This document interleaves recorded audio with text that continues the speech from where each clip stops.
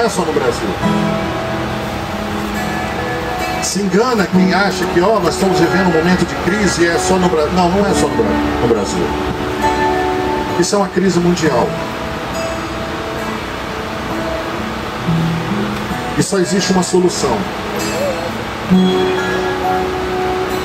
E é exatamente aquela que nós não queremos procurar.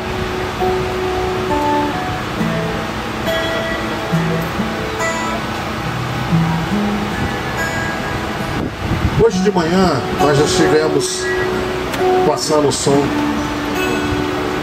E eu fui para casa e comecei exatamente a pensar sobre o que me faz querer servir ao Senhor.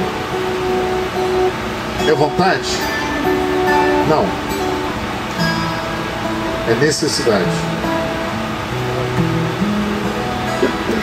Eu seria hipócrita com você se eu falasse que eu venho servir a Deus porque eu quero, porque eu sou uma pessoa que quero servir a Deus. Não, eu não quero servir ao Senhor.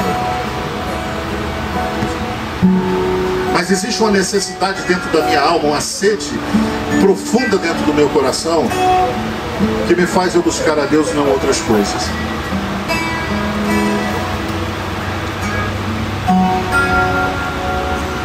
E nós vivemos hoje uma época em que se diz que você pode ser o que você quiser. Isso existe dentro da igreja.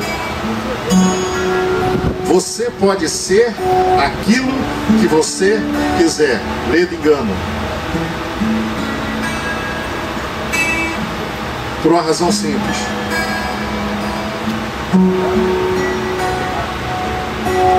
Quando você aceitou a Cristo, você abriu mão da sua vida.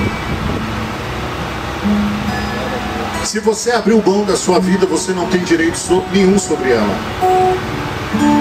A sua vida pertence a Cristo.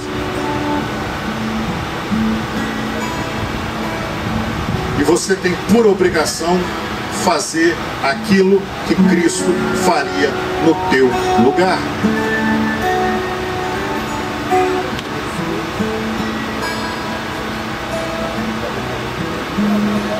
Lucas 18, 27 diz assim a palavra: Jesus lhes asseverou: tudo o que é impossível aos seres humanos é possível para Deus.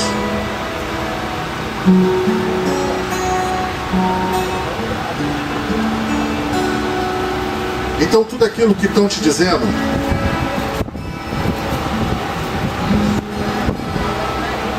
é enganoso. Tudo aquilo que fala para nós, que a televisão nos mostra, que a internet nos bombardeia, você não vai encontrar na Bíblia. Essa passagem, ela se encontra num diálogo de Cristo com um jovem rico. E ele faz uma pergunta para Jesus lá no início da conversa: o que eu posso fazer para herdar a vida eterna? Ele conhecia todos os mandamentos, ele praticava todas as leis de Moisés, ele fazia as orações como manda a Torá, mas lhe faltava alguma coisa, o coração dele não estava preenchido. E ele, quando olhou para o mestre, ele identificou que Cristo era o mestre. E ele chega para Cristo e faz a pergunta, e quando Cristo te responde para ele, a Bíblia diz que o seu semblante caiu.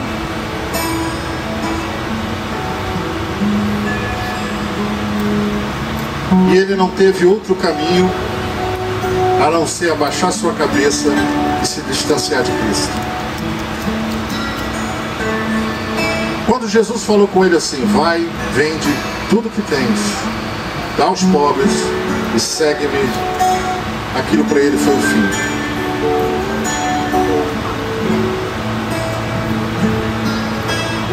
E às vezes vocês vão pensar que nós vamos falar de finanças aqui.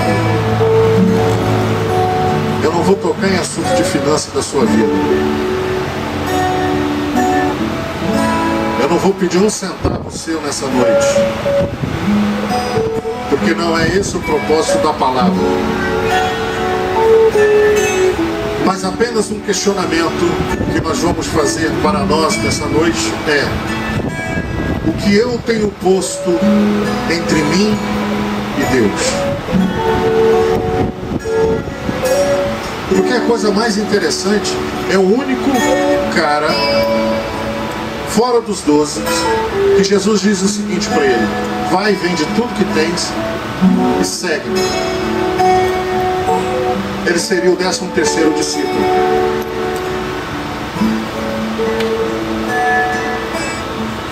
Mas por alguma coisa, por alguma razão, ele ficou preso a tudo aquilo que ele tinha. E ele não entendeu o propósito que Deus tinha com ele. Ele não aceitou, e muitas vezes o que nós estamos fazendo é dando uma negativa para Deus. E aí você vai falar comigo: mas eu não tenho nada para vender. Mas o que a Bíblia está dizendo não é que você tem que vender o que você tem. Mas o grande questionamento é: qual é a sua prioridade entre o que você tem e Deus? O que você tem priorizado nessa época de crise é descobrir uma solução para o seu problema, ou entregar o teu problema nas mãos de Deus? Existem algumas afirmações de Cristo nessa passagem que ela é fantástica. Que ele diz o seguinte: é mais fácil o camelo passar no fundo de uma agulha do que um rico entrar nos céus. Mas será que isso só se referia a um rico?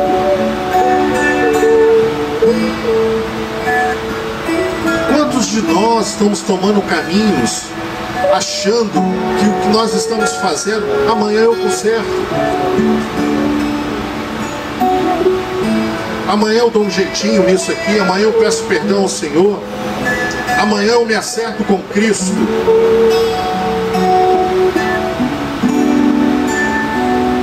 E eu vou ser sincero com você: eu tive esse tempo de me consertar com Cristo. Eu tive esse tempinho. Eu vivenciei isso na minha vida e eu falava assim: amanhã eu peço perdão, amanhã eu me conserto com Deus, amanhã eu me conserto com Deus.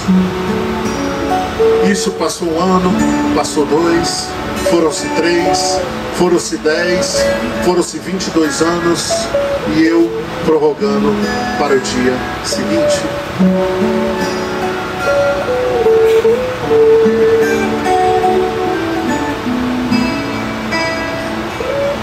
O que nós olhamos e vemos na nossa frente são religiões, e o que nós corremos atrás é da religiosidade. Não é servir a Deus. Porque quando você começa a servir ao Senhor, a primeira coisa que você se sente livre é das amarras que o homem nos coloca.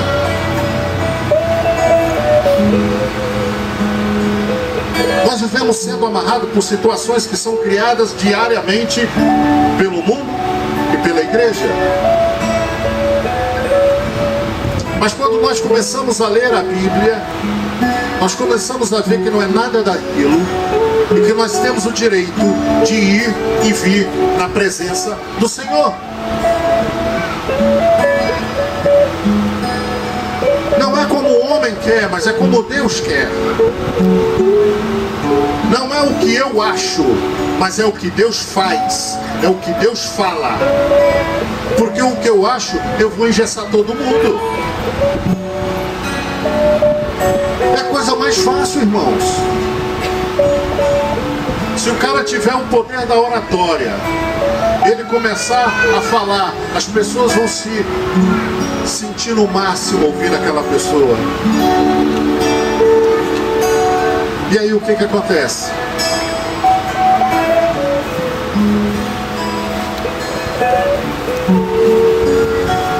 Vai para o Novo Testamento. Começa a olhar a vida dos líderes religiosos da época. E depois você começa a olhar. Começa com João Batista, Jesus, Estevão, Paulo, Pedro, Tiago. Esses homens foram perseguidos. Esses homens não foram ouvidos, porque eles falavam de liberdade diante de Deus. É aquela liberdade que você tem de entrar no seu quarto, fechar a porta, dobrar o teu joelho, se assim você o quiser, falar com o Pai e saber que Ele vai te responder.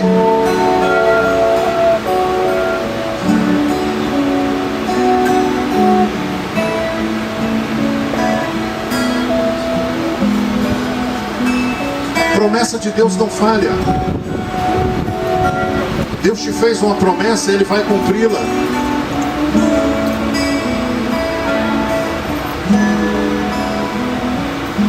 Não tem como Deus mentir para o homem se a profecia ou se a palavra que foi lhe entregue não cumprir, porque não foi da parte dele. Mas aquilo que vem do Senhor aquece os nossos corações. É a primeira coisa que ocorre.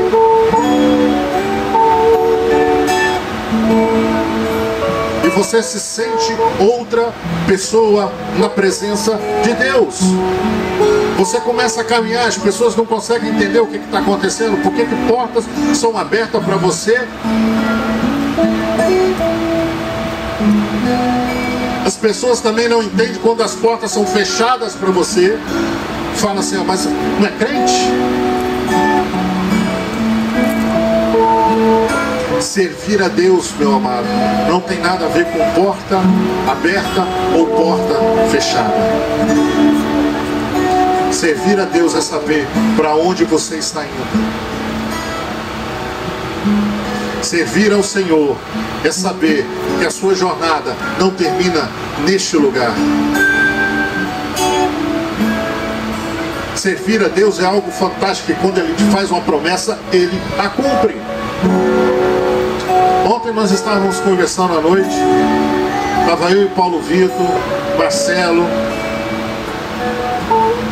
Giovana, Cíntia, Renilda. Estávamos aquele grupinho batendo um papo. E Paulo Vitor começou a contar uma história de um testemunho. O nome da pessoa é Jotinha, não é isso? Ele deve estar com mais de 100 anos atualmente. E Deus fez uma promessa para ele de que ele morreria com muitos anos de idade. Ele tinha o que, uns 30 e poucos anos?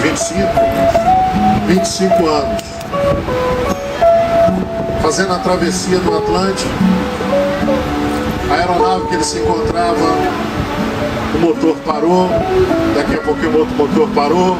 Daqui a pouquinho o comandante informou: o avião vai cair. O que ele fez?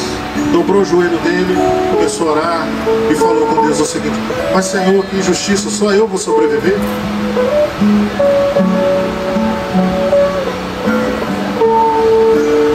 Olha que coisa interessante. Ele em momento nenhum colocou em dúvida de que ele fosse morrer. Mas ele começou a clamar por aquelas vidas que estavam dentro daquela aeronave com ele.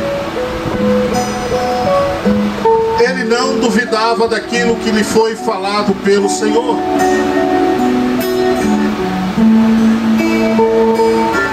Se Deus te fez uma promessa, não coloque nada entre você e Deus. Deixa Deus cumprir aquilo que Ele tem preparado para você, né?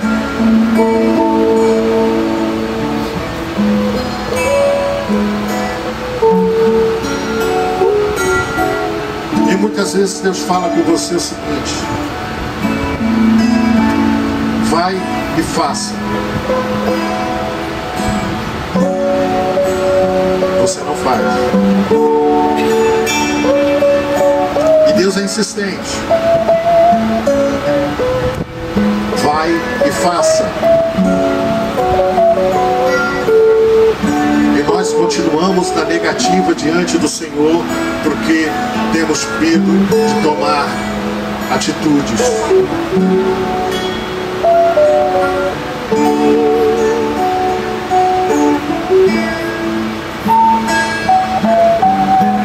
Apareceram uns caras na terra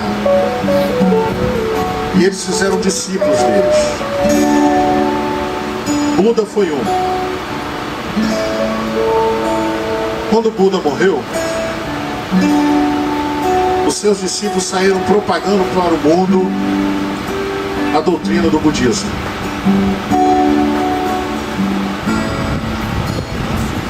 Maomé foi a mesma coisa.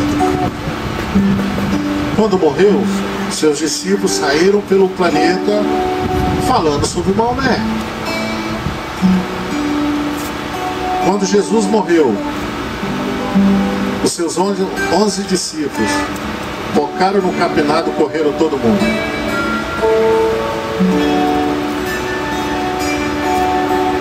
Não saiu um para poder falar que Jesus era o Messias. Aí alguém vai falar comigo assim: mas Betel, se alguém saísse iria morrer, qual o problema?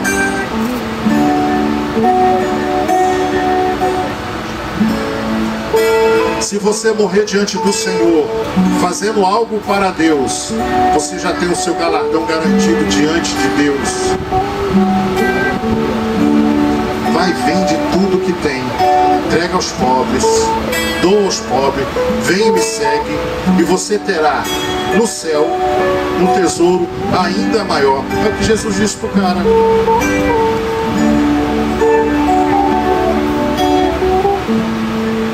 E o que é que nós fazemos? Nós ficamos com medo. Nós achamos que Deus não vai responder as nossas petições. E quando Deus nos fala alguma coisa, nós também colocamos em dúvida. Será que foi Deus? Mas logo comigo, como é que Deus vai falar comigo? Primeira coisa que você começa a fazer, você começa a desenterrar tudo aquilo que é os seus pecadinhos em segredos. E aí você coloca tudo na parede, na sua frente. E aí o que acontece? Você olha para aquilo que você fez de errado e não olha para aquilo que Cristo falou a seu respeito. Porque é mais fácil eu me esconder do que eu me colocar diante de Jesus. Quando Adão e Eva pecaram e que Deus desce ao paraíso na virada do dia, Ele chama por Adão e Adão se escondeu. Ah, Senhor, eu me senti nu.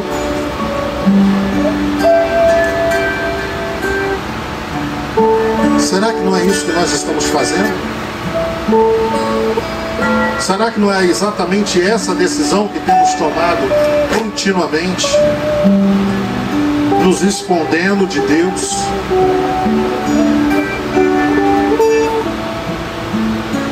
Porque nós temos na nossa natureza uma coisa chamada covardia.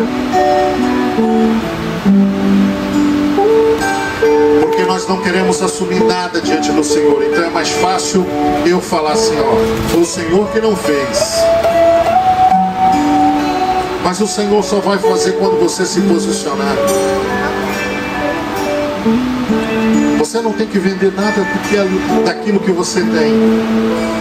Você só tem que pegar tudo aquilo que é teu e colocar nas mãos de Deus e falar, a partir de hoje isso aqui é teu.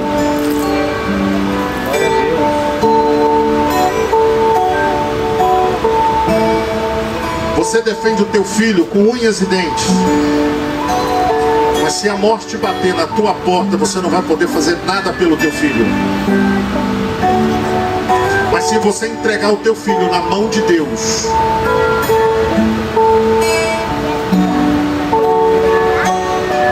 no tempo certo, você vai ver o agir de Deus sobre cada um.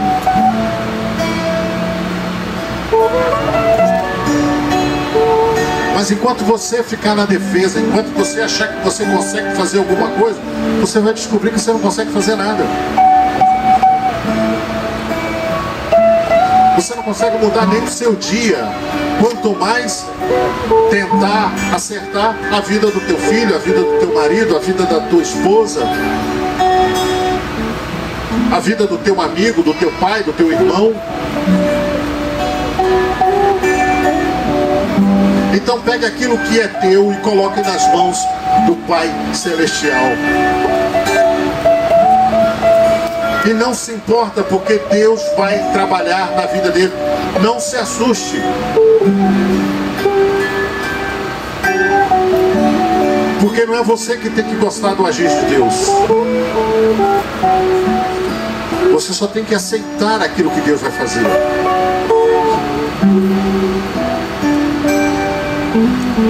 Porque muitas vezes, quando Deus começa a agir sobre a nossa vida, acontecem coisas desagradáveis.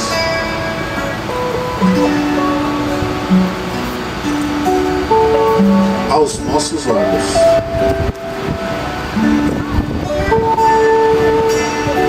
Mas muitas vezes aquilo que é desagradável aos teus olhos e aos meus olhos, com o passar do tempo, você vê que aquilo era necessário para que Deus resplandecesse a glória dele sobre a tua vida.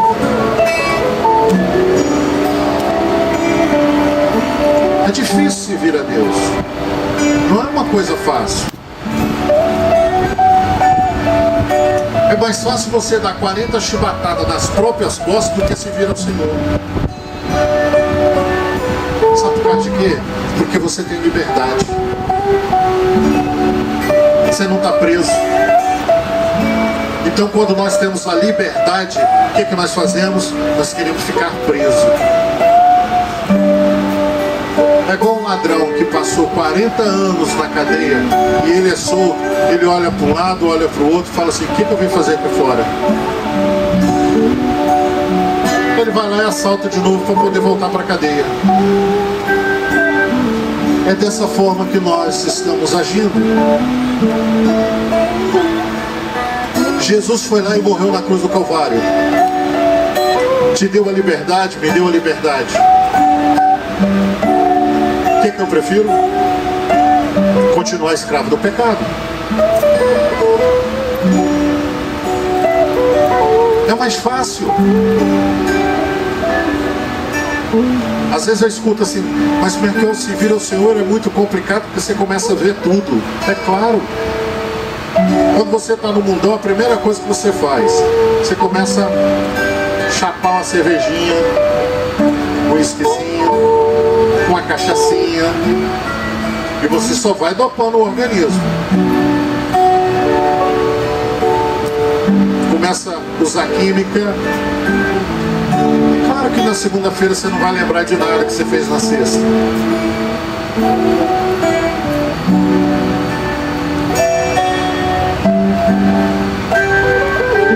Quantas pessoas você conhece que hoje está na rua, jogado,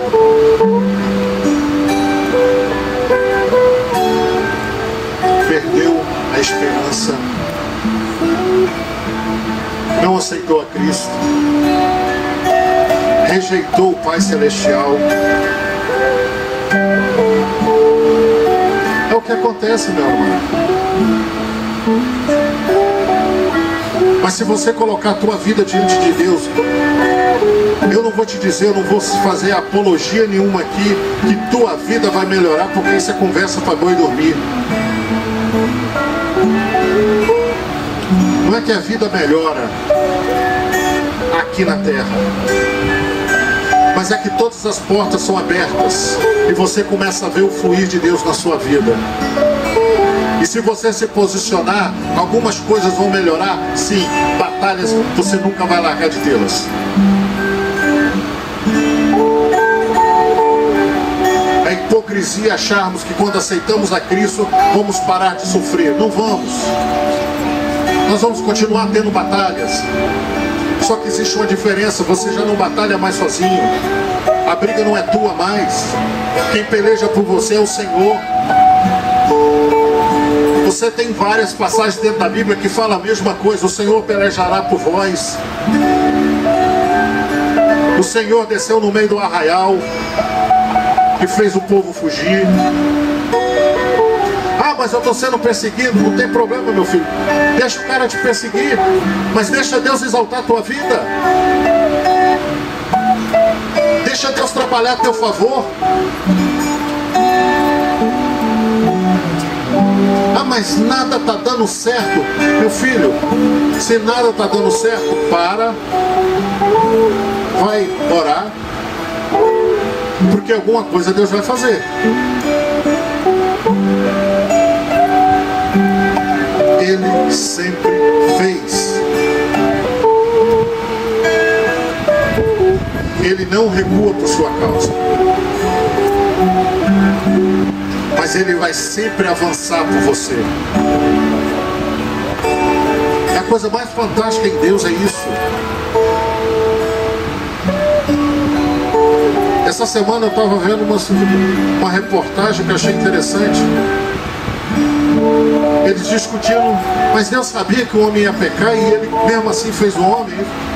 Fez. Mas por que Ele não foi lá e destruiu? Porque Ele não queria, Ele é Deus. Aí o que Ele fez? Falou assim: Jesus, você desce? Você morre por eles?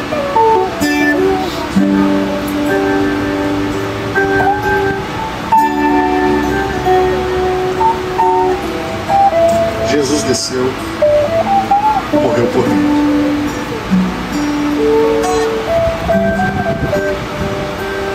E essa morte mudou a minha trajetória de vida. Mas Ele também morreu por você. E o que Ele quer? Que você entregue tudo o que você tem nas mãos dele. Ah, mas eu não vou conseguir. Gente. Ah, eu não vou conseguir parar de beber. Entregue para Ele.